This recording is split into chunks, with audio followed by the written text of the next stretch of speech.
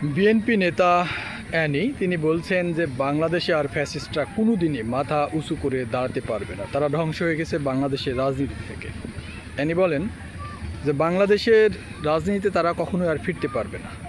এই ফ্যাসিস্ট আওয়ামী লীগ বাংলাদেশের মানুষের সাথে যে জুলুম অত্যাচার করেছে, বিশেষ করে আন্দোলন যে জুলাই আন্দোলন হচ্ছিল তখন প্রত্যেকটা গ্রাম মহল্লা পাড়া শহর সব জায়গায় থেকে আনাচে কানাচে থেকে ইয়াং ছেলেপিলেদের খুঁজে খুঁজে বের করে গ্রেপ্তার করেছে, নির্যাতন করেছে।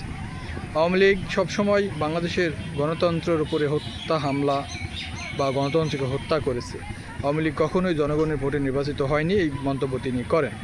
অ্যানির কথাগুলো আসলে কতটুকু যুক্তিসঙ্গত বা সত্য সেটা আপনারা কমেন্টে জানাতে পারেন। তবে দর্শক, এটা সত্য যে আওয়ামী লীগ বাংলাদেশের গণতন্ত্রকে বারবার কিন্তু নির্বাসিত করেছিল এবং তারা বলেছিল বাংলাদেশে আর তত্ত্বাবধায়ক সরকার আসবে না, কিন্তু বাংলাদেশের মানুষ আন্দোলন করে তাদের অধিকার ফিরিয়ে এনেছে।